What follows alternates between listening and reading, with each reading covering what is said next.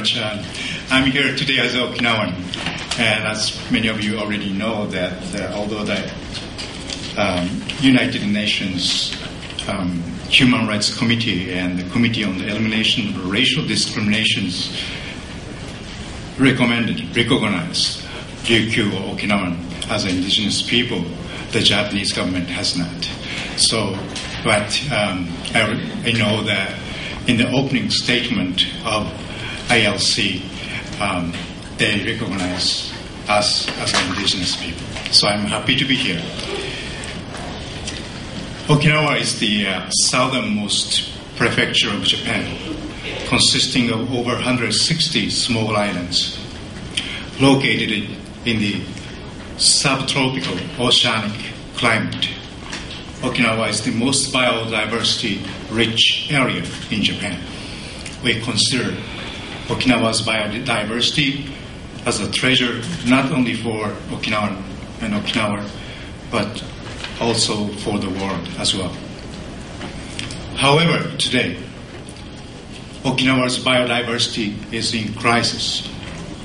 And this crisis comes from the Japanese government's total disregard for Okinawa's biodiversity and its people's life. Right now, in this beautiful and biodiversity-rich environment of Okinawa, the Japanese government is pushing two construction plans to build U.S. military facilities and base. One is to build a massive air base in the area of Henoko and Oura Bay, where endangered Okinawan dugongs, rare blue corals, and many other wild wonders and local communities survive.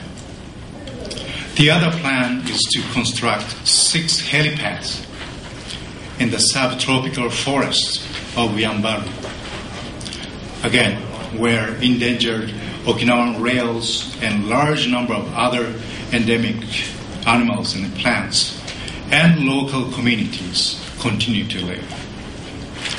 And the Japanese government is also carrying out destructive development project in biodiversity-rich parts of Okinawa as well. There's a beautiful tidal flat called Awase Tidal Flat, which meets the criteria for a Ramsar site, but is now being reclaimed. And the Yambaru Forest, which I mentioned, again, considered for a UNESCO World Heritage Site, have been devastated by the construction of forest roads.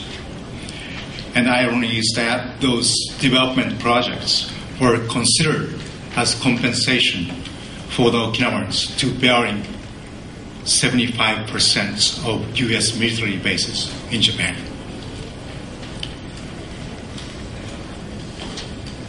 These military construction plans and development projects, if continued, will destroy the biodiversity of Okinawa and will deprive its people's blessings from the nature. At the same time, as we already know, the chair of the COP10, the Japanese government, is boasting its commitment to biodiversity conservation and its sustainable use. You have been told about the Satoyama Initiative. You have been shown its basic Biodiversity Act, and you have been introduced its new plans for biodiversity conservation during COP10. But from Okinawa's experience, these policies and plans remain as hollow as ever. If the Japanese government wants to be true to the spirit of Convention on Biological Diversity and to be a leader in stewardship of life on the planet, it should stop the U.S. military-based construction plans and all those ill-advised development projects. So I'm here as an Okinawan to call for international attention to what is happening in Okinawa, a part of the COP10 host country. Thank you.